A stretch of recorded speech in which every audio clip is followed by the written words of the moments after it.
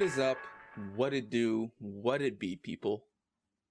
You are now listening to Stark Talks, a podcast where we address everything from what an engineering student does to what engineers do in the industry is answered.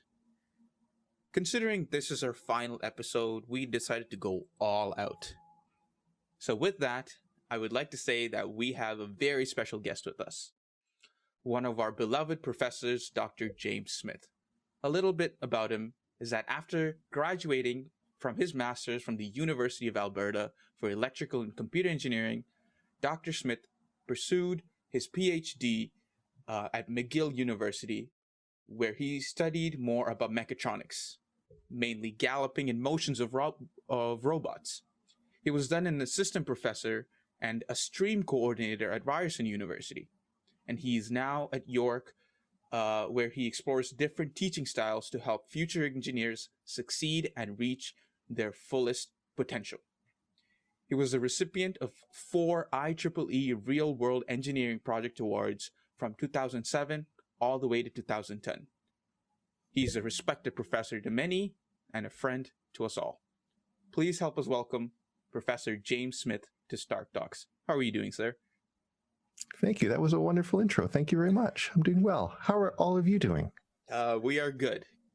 Getting through schoolwork. It's that last few weeks before exams, so a lot of crunch happening. Oh, I hear you. We're all in the same boat, yeah. So to start off, Professor, I'd like to ask you the first question, which is, what made you pursue electrical and computer engineering specifically, as well as what made you want to teach these concepts to the students after graduating? Fantastic question. Or I guess questions. So I grew up in an engineering household. My dad's a mechanical engineer, rocket scientist, and so I wanted to build robots. That was my objective. Ever since I was a kid, I wanted to build robots. And so I asked my dad. I said, if I wanted to be an engineer and I wanted to build robots, what should I do? And he said, James, mechanical engineering, that's terrible. All the answers have been, all the questions have been solved. There's nothing exciting in mechanical engineering. And he said, the place to go is electrical engineering. So I listened to my dad, went to electrical engineering, and discovered he was wrong. There's lots of good stuff in electrical engineering, absolutely. But by the end of my master's degree, I realized that there's lots of super interesting questions in mechanical engineering as well. And that's why I ended up doing a PhD in robotics and in mechanical engineering, because there's lots, it doesn't matter sort of what direction you go, there are lots of great questions worthwhile asking and answering. So I started off in electrical, went off in mechanical, did a little bit of kinesiology, sports science after that, and then ended up teaching. But I think that sort of parallels a lot of people's journeys, right? You start off in one direction and you realize, maybe you want to go in a different direction. You go for that for a little while, and then you come back and you go where the tides take you. Yeah, I was gonna ask you just about that. I read more about your going into sports science and stuff. So how did you find that transition? For example, I'm pursuing computer engineering, and I always found CNC machining and 3D printing and all these things that mechanical engineers do interesting. I'm a very hands-on person. Yeah. So how did you find that transition? Did you fully transition, or do you still have roots? Or do you still touch to your electrical/computer side? Well, I teach in a department that's all about electrical engineering, computer engineering, and computer science and that. Look, at the end of the day, it's you go where you go where the people are good to you, and where the projects are interesting, and when you sort of don't have 100% of the background that's maybe required, you sort of you learn the stuff you're missing, and you keep going. I think what's more important than just the subject is are you working with good people? Is the work interesting and thought provoking, and you fill in the gaps. So that's sort of my take on it. Yeah, I think that's fair. I can respect that. It's that point of go where people are nice to you, or more where you're appreciated over more where you're tolerated, right? Well, I think a lot of people just tolerate me sometimes, but yeah. It's something my dad told me. It's like kind of following. Yeah. It's not following the crowd. It's kind of following where people actually want to be with you, where you're appreciated. I respect that. You want that good energy, right? Yeah, no, it's the energy. It's the vibes. It's the why go to a place where you're surrounded by turkeys and no, you should go to a place that feels right. Exactly. So considering that, and out of nowhere, the pandemic happened. So as students, most of our podcast episodes were filled with us sharing our experience during the pandemic. We had us talk about how our learning experience has been. We had our engineer who was here from NASA, shout out Kat, who shared her experience working throughout the pandemic. So we just want to know what your experience has been learning or teaching during the pandemic, and how did you adjust to the change? I guess the biggest thing that I've come to realize is how much respect I have for the students that have had to go through this. Look, I get paid to be here, and it's my job, right? And meanwhile, all of you are you're on the receiving end of it. It's like big respect to all the students that are going through this. It's an awful way to do an undergrad degree, and so. Look, I struggled. I struggled with what we're going to when the pandemic started. I struggled with what are we going to do to adjust to teaching being crisis teaching. That's how a lot of us are referring to it as crisis teaching. We're teaching in a crisis. It's not working as normal. How do we make sure that our students don't go backwards? Maybe we can just tread water for a little while. And make sure that as many of our students make it through as possible, and that's sort of been my take on it. Has been we're none of it's normal, and there's going to be a lot of trauma through this, and let's try to minimize that as much as possible. So look, stuff was breaking out about just over a year ago. A lot of us heard what was going on. A lot of us realized it was going to be serious, and a lot of us got started early in making adjustments and changes. So my planning for the September school year started in sort of February, March, just as things were before the lockdown, because we knew that something was going to happen. And it took all that time to get ready. And we've tried our best, but we know that we haven't gotten as far as we wanted to go. But we tried to make sure it would be as civil and humane an experience as we could make it. So, Professor, I just have a question. Like, I was in both in-person class for you and online. So I found that your teaching style is quite different in a sense from other professors that I've had, right? So it was just interesting to know that is that something you try to implement in every single class, try to teach in different ways and connect to students in different ways, is that something that you like doing? For example, first year, I had you were doing a lot of iClicker questions, and you had a mock exam type of thing. And then when we went online, you had the videos, right? Yep. So the flipped class stuff, I really like that way of teaching. So is there something you try to implement in every single class that you'd like to teach? Yeah. So so you're talking about the difference between the pre-pandemic first year class that you took and the in the pandemic second year class that you took, right? Mm-hmm. So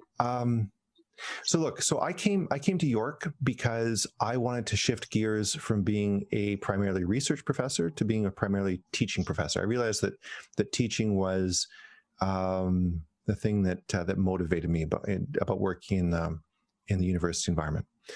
And so when I came to York, one of the things that drew me was that York, and in particular the Lassonde School of Engineering, was hiring specifically teaching professors, and that was different than my previous employer, where they were getting rid of teaching professor positions.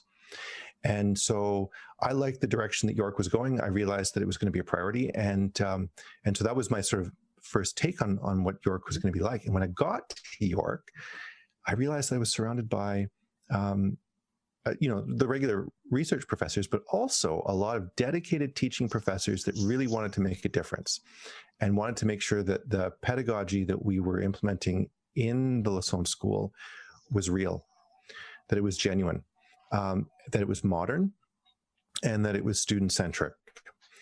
And so I think what's important to point out about that is that it's not just me. And I was grabbing onto the trend that was already going on in the school, and I was taking my cues from the other people that were primarily teaching faculty as well. Okay, Mm-hmm.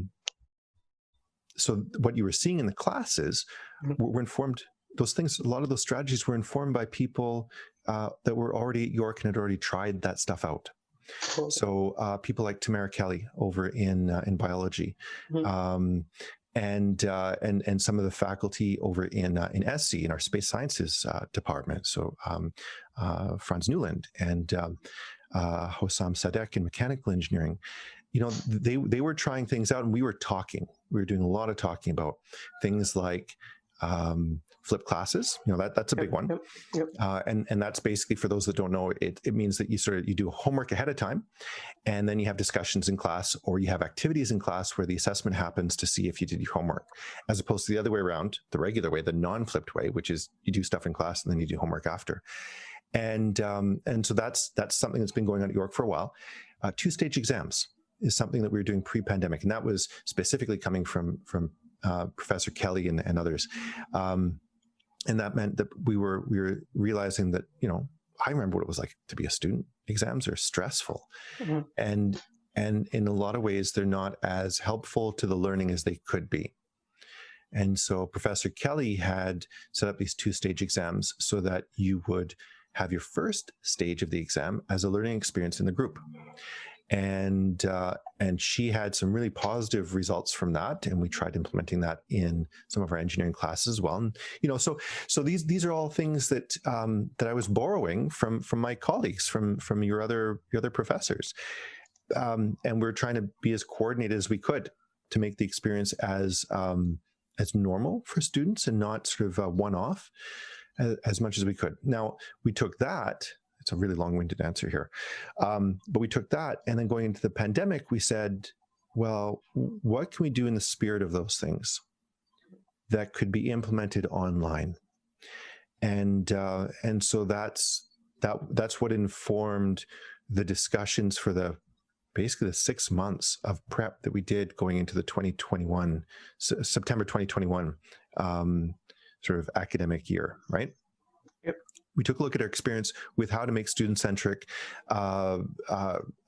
teaching and the assessment schedules and assessment strategies, and how could we adapt it to being online and genuine online. And that was the reason why, for instance, there are no exams in my class during the pandemic. It doesn't make sense.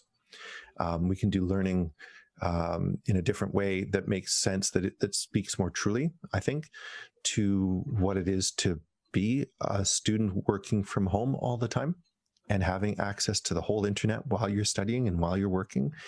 So the pre-pandemic way of things informed where we're going afterwards.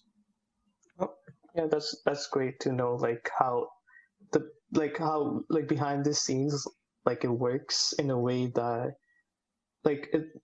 professors actually talk about these things, because we know other professors, or maybe what we have experienced before, might be similar, offline and online, but the change I saw between your classes was pretty good to see, that this pandemic year, not having any exams, actually helped a lot, and helped with the overall semester in a sense, right?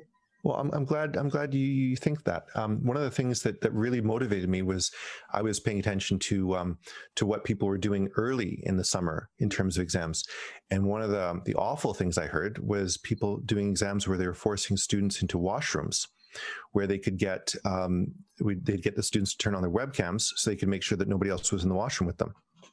And I thought that was awful. So we were watching what was going on elsewhere in terms of proctoring, and the things, and we realized that we didn't want to do that. We, as a number of faculty, did not want to implement that. So the talking between us and seeing what other people are experiencing, seeing what the things that are successful were key to going into that September semester. Yeah, that's great to know. So since we're on the wave of like teaching and stuff, I just had a question, Professor. Yeah. Since we're also in similar fields with computer engineering, right? Yep. Trying to graduate from that, what really made you or drove you to go into the teaching profession instead of like maybe focusing on like that 9-to-5 engineering job that most people would go for? Oh boy. It's hard to describe. Okay, look, the first time I got up in front of a classroom of 520 to 525 students, the buzz you get from that, the energy that you derive from that is amazing. It is invigorating, being in front of a classroom and being sort of on that knife's edge between totally messing it up completely and having a successful class. Like there's an adrenaline rush from doing that. And I get a kick out of that. That's fun for me. It's really something. Okay. And I realized I can do it, right? So you as a student, you're trying to figure out what your path is in the world, and at some point you'll hopefully find that thing that you realize you can be successful at. And in my case, I realized while I was a research professor, also doing teaching at another school, I realized that I was really good at teaching, or at least I think I was really good at teaching, and combine that with the fact that I get I get charged out of it when I'm doing it, right? Like I get it, it's invigorating. I figured, why not do it? If I can go to work every day and feel good about what I'm doing and hopefully get some good feedback from it, it's a nice way to pass your days. So that's why I'm in teaching, and it also helps that my wife's a teacher, so we talk about teaching a lot. So it's just something in the family and that. Yeah, I can see that.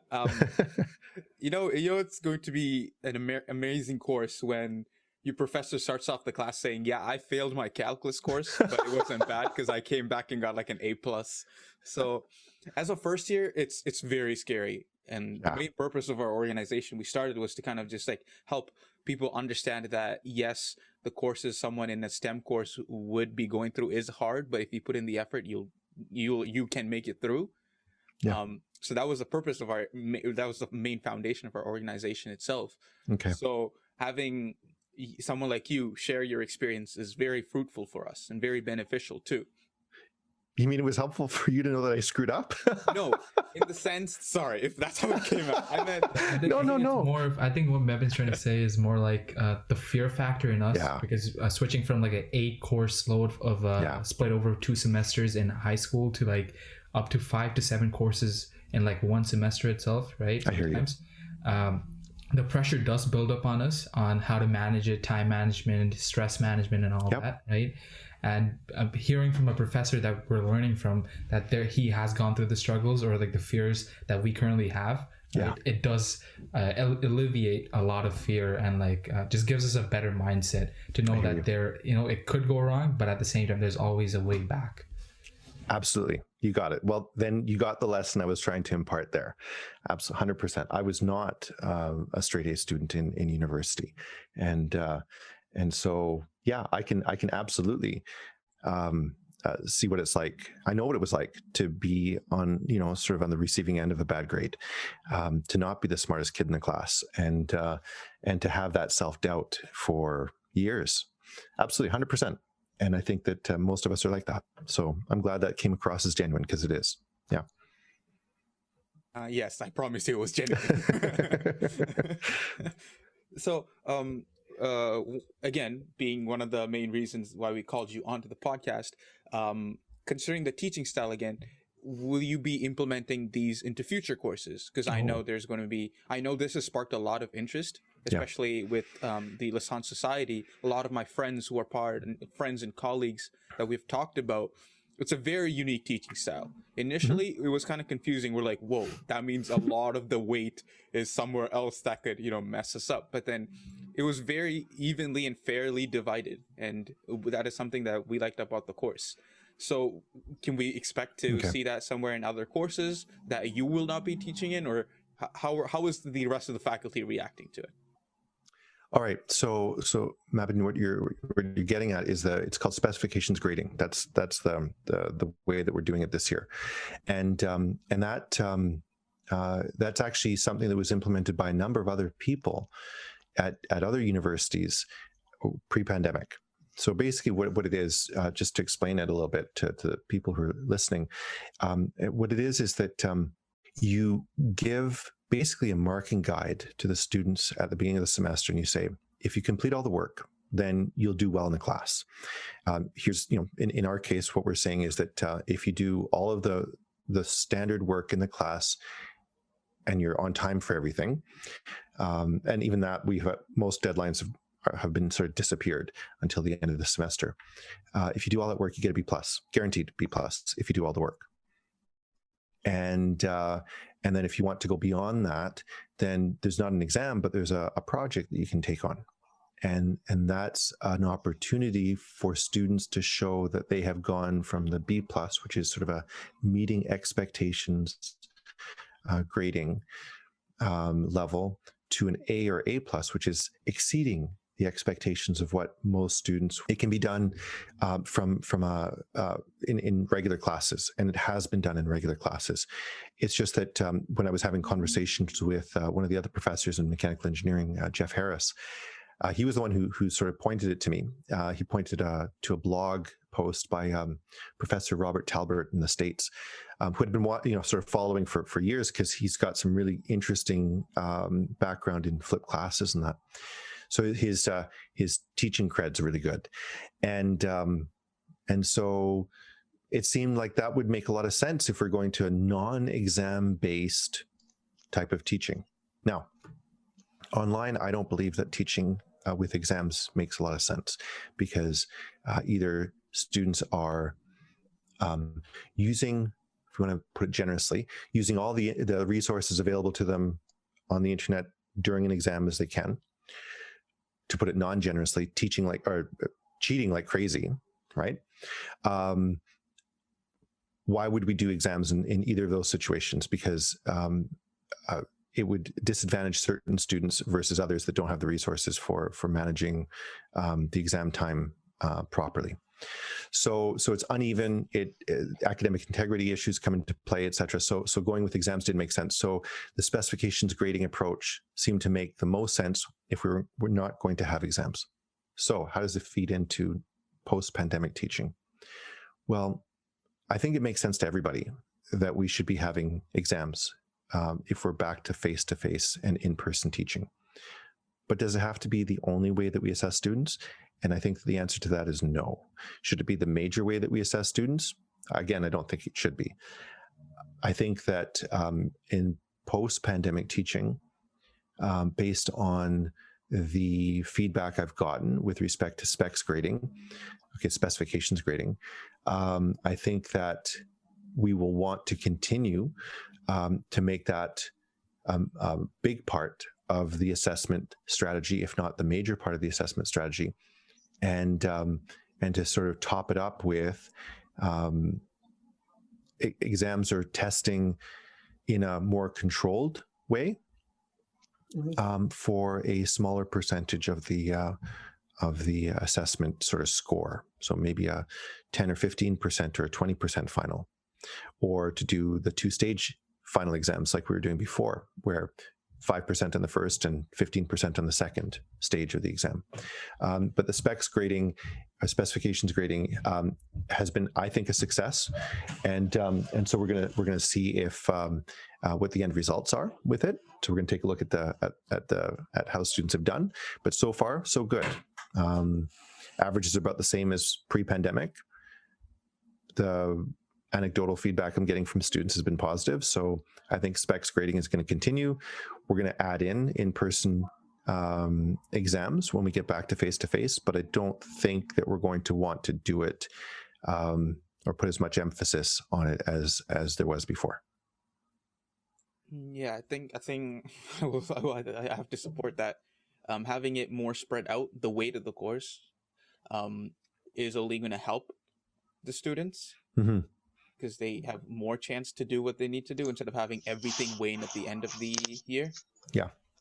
I believe that's like the main content that we have to address, and I believe you've answered all of them very well. All right.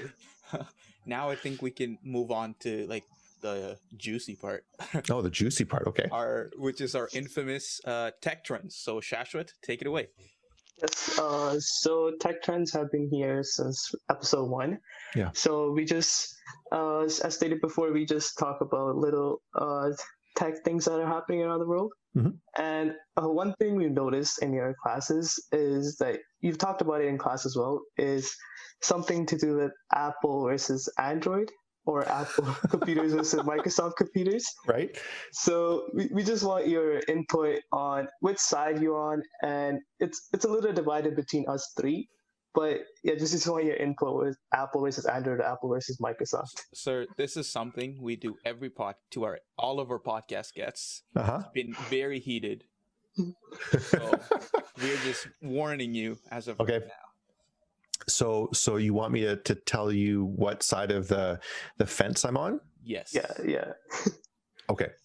I am very much on the Apple side of the fence. What? I had well, I'm on a MacBook Air right now. I have been an Apple 2001, 2002 when I bought my first PowerBook, the PowerBook G4, and I got it because that was it was the thinnest laptop you could get outside of Japan. It was it had MATLAB on it, which was a big deal. And it turned out that on the G4 processor back in the day, it would actually run faster on the Mac than it would on Windows. We had benchmarks. And so it was a Unix computer that was slick. It looked good, right? Like the look of a computer is important. It was fast. It was thinner than all the Windows boxes around. And I could record movies on it, which was fantastic. It had iMovie and iTunes and all this sort of stuff. So yeah, at the time, comparing it to, let's see, we just switched from Windows 98 to Windows XP. No, it was 2000, Windows 2000, and then XP. And Windows 98 and 95 at the time were awful. Mac OS 10 was way better. It had like transparent backgrounds and stuff, which doesn't sound like a big deal right now, but at the time it was wow. Windows XP was a step up. Windows 7 was a bomb. Windows 10 is actually pretty good. I have been impressed with Windows 10. I've got a Windows 10 sort of Surface clone from HP. I like it a lot. It's fanless, which is fantastic, which is actually better than my MacBook Air. Windows 10 is the perfect Windows. Anything before that was awful compared to Mac OS and Mac OS 10. But Windows 10, I have to hats off to Microsoft. They've done a super good job on it, and so that's why I got a Windows box around as well. I use both. Android versus iPhone. Are you talking to a Blackberry user? Wow! So, whoa! I know. On the podcast. so I've got in my pocket right now a BB10. So that's a BlackBerry 10 machine. My BlackBerry Android phone died, so I went back to my my trusty keyboard laden BB10 machine, and I'm going to keep using it until the next iPhone comes out. I'm ditching Android and going to iPhone. But I've been an Android user for about 5 years now, and I'm done with Android, going back to iPhone, or going to iPhone. I've never had an iPhone before. I think Philip is muted only because he's giggling right now because I believe you are the only guest who's ever like fully switched over to Apple, and Philip is our biggest Apple advocate here. Oh, okay. I don't think he's the only guest who switched over. Most of our guests support Apple. It's only one or two outliers that guess. No. Now, am I the first BlackBerry 10 user that you? Yeah, you are. Yes. There you go. Yes, you are. It is the slickest, fastest operating system. It is so good. It knocks the socks off of Android. It's responsive. It's secure, but it didn't have the apps, and BlackBerry was mismanaged, and so yeah, it's unfortunate. You win some, you lose some. That's how it works. That's exactly it. You got to be ready to jump ship when a new one comes along. Yep. Anyways, I think Shastra, you could take us to the next topic. Yeah, so our next major topic is related to something that's happening around the world right now. Yeah. So vaccine rollouts. Yeah. So vaccines have started coming in all around the world, and we just want your opinion on how the vaccine is going to shape. So like Canada has said that they want every adult, at least first dose should be given by July. Yeah. And also like a follow-up question to affect like the fall semester and then winter. Right. Oh boy. Okay. So the first thing I need to say is I have worked as a biomedical engineer. I am not a medical doctor. I don't have a medical license. I don't have any training in public health or in anything medical that would be related to COVID. Okay, so I need to make that really, really, really clear. And so everything about COVID. So, we got to back up to talk about vaccines. We have to back up to what COVID is. And everything about COVID, from my perspective, has been, or at least I've looked at it from the perspective of an engineer, which means typically from a risk assessment and a risk mitigation strategy. Okay. So one of the things that we try to teach engineering students is risk assessment and risk mitigation. Doesn't matter what you're dealing with. How do you deal with something that's dangerous, and how do you minimize danger to the public? So since January of 2020, so over a year ago, when I was starting to hear about what was going on with COVID, my perspective has always been, how do we make sure that people remain safe? How do I make sure that my students are safe? How do I make sure that my family's safe? How to make sure that, I'm safe? And so everything that I've been doing since then has been flavored by that. And vaccines. The thing that we're fighting with right now is a massive disinformation campaign. It's distributed, it's worldwide, it's awful. And so a lot of what's going on right now that you're hearing out there is flavoring the conversation with respect to COVID and the vaccines is designed to throw you off of a proper risk mitigation strategy. Okay, that's what I'm looking at right now. That's how I look at it. And so in terms of vaccines, what the consensus now in the medical community, in the public health community seems to be, is that everyone that can be vaccinated should be vaccinated, starting with our most vulnerable down to our least vulnerable. So that means starting with the eldest people among us and vulnerable populations. So that would mean people who have to work in jobs that put them in danger, people who are indigenous populations that have had historically a bad time with the medical system, been on the receiving end of bad medicine. And then working our way down to young people, sort of your age, and younger, and we should all get vaccinated. Like, that's fundamentally what needs to happen here. Everyone needs to get vaccinated, and then there'll be a small population of people. If that were ideally happening, then there would be a small group of people that wouldn't be able to be vaccinated due to allergies or underlying health conditions. But if we had a strong majority of people that were vaccinated around them, then we would be able to isolate them away from COVID, and they wouldn't catch it. That's this business of herd immunity is a well-known concept.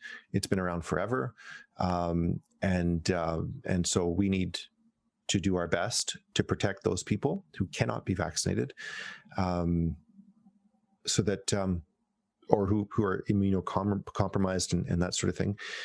So it's our job as members of a constructive and public society to help protect them. And so vaccinations is part of our social responsibility. So that's where I'm coming at it from, or that's the perspective I'm taking, okay, with respect to vaccinations. There is no evidence at this stage that vaccines are harmful. And there is plenty of evidence that says that the vaccines will help us get through COVID. So the other part of your question was what happens with school? Was that the other part of the question? Yeah. What happens with potentially fall and maybe winter semester? Okay, well, we can take a hint or we can take a look at what's going on with the current high school system right now, and elementary school system in Ontario, to see what potentially could happen. So right now in the public school system in Ontario, we're seeing, and likely across Canada, but I've been paying more attention to what's going on in the public school system here because my kids are in it. We're having kids in the school system go to school, and then when there are outbreaks, then we have to figure out how to bring them back out of school, and then improvise until such time as we can get back into school again. And it's a disruptive process. It's not conducive to learning. And so we're going to have to, I think, weigh the potential for this fall having a safe return to school, because everyone's vaccinated, or the vast majority of people are vaccinated and are mask wearing, et cetera, to a potentially on the edge approach to school where not everyone's vaccinated and COVID could be circulating through the schools and we have to disrupt the semester. And I don't know what's going to happen. But from my perspective, I'm going to prepare for the potential that we're going to still be online in September. Okay. It's quite good to different perspective here, because I heard the hybrid system coming around, and people talking about how you said the high school system, right? Them being hybrid as well, because I think they get an option, right? The students get an option if they want to be in person or online. Yep. So yeah, it's currently at this time, I think it's pretty unknown to everyone what's going to happen. That's right. Right. Anything could happen at any time, as you said. Maybe some outbreaks during if we're in person. So yeah, it's pretty crazy world, I guess. It is. I have a question with the hybrid semester. Are you aware if we get the option to choose, same as high school students, or is it just for people who are outside country and affected by COVID at the time that gets the privilege of not? We don't know. To come in? We don't know what's going to happen with respect to selection and choice, and that has not been decided, and that's beyond my pay grade. So there's a lot of discussion going on as to what model could be taken and what approach could be taken, and there is no way to know that at this point until such time as the administrations of the universities make a decision, and so we haven't been told, and it wouldn't be fair to make the administration tell us now when there's still 6 months to go, 5 months to go before school starts up again. So we have to wait to see what happens over the course of the summer. Yeah, I think I can respect that because a lot of people are going back to the misinformation point. I feel like a lot of people are scared. Oh yeah, of how fast things are going. Yep. I know people who work as frontline workers at like different places who have already taken the vaccine. But I also know people who work on the front lines and haven't taken it yet because they just don't know what's going to happen. Because everything's just been moving really fast for them, right? And it applies to a lot of students too. A lot of students aren't comfortable with going out and taking the vaccine because it hasn't had enough time or enough time to testing and all of that. So I'd like to point on, so I need to intervene right now. Right. That perspective is misinformed. I understand why people feel that way. Okay, so it's understandable why people have come to that conclusion, and the information that they've received in order to come to that conclusion is incorrect. There has been sufficient time to test. We have seen a vaccine rollout, or multiple different vaccine products rolled out across the world, and there has been no massive reporting of any negative event from any of the vaccinations. Like, nothing has happened. There's been nothing negative that has come out of the vaccination process. There's been speculation about that, but that's all it is. There is no evidence of anything negative from any of the vaccination campaigns anywhere in the world with any of the products, basically, that we're talking about here in Canada. So I think that's really important to point out right now. And all of the medical professionals who have weighed in on this have said so. So, yeah, I just need to make sure that that's clear. Yeah, that's fair. See, it's clear to us. The problem is it's not clear to everyone. I understand. Because information out there is so dissolved, especially because everything's online now. Yes. It's very easy to put out information, and it's even easier to spread rumors. Absolutely, 100%. That is, you are absolutely right, and it's the rumors that are driving this. Absolutely, 100%. And that's why I do recommend that everyone speak to their family doctor, to medical professionals, and have an earnest conversation about vaccinations and vaccination hesitancy. And I think that we'll, all see that when we talk to our doctors, the experts, they'll be able to address our concerns. Hey, I think that's very well said, and it's a call of action. There you go. I think that's a good way to end our tech trends. Okay. So before we end our episode, where can we find you, sir? Online, socials? I'm on Twitter. I'm a little bit on Facebook. But I'm mostly on Twitter. And so if people want to find me on Twitter, it's at JASmith_YorkU. That's where I typically hang out. There you have it. We will also link his information in description and other places wherever we can. Mm-hmm. So, guys, if you would like to listen to more of our stuff, check us out at Stark Enterprises on listening platforms like Spotify, Apple, and Google Podcast. If you have any questions you're dying to ask or have a guest idea that you want to see featured on our podcast, shoot us a DM at _Stark Enterprises. Want to get to know us and our projects a bit better? Check out our website in the link on our Instagram bio. With that, I am Mebin Matthew. With me was Philip Thomas and Shashwat Chauhan, and we hosted Professor James Andrew Smith. And this has been the last episode of Season 1 of Stark Talks.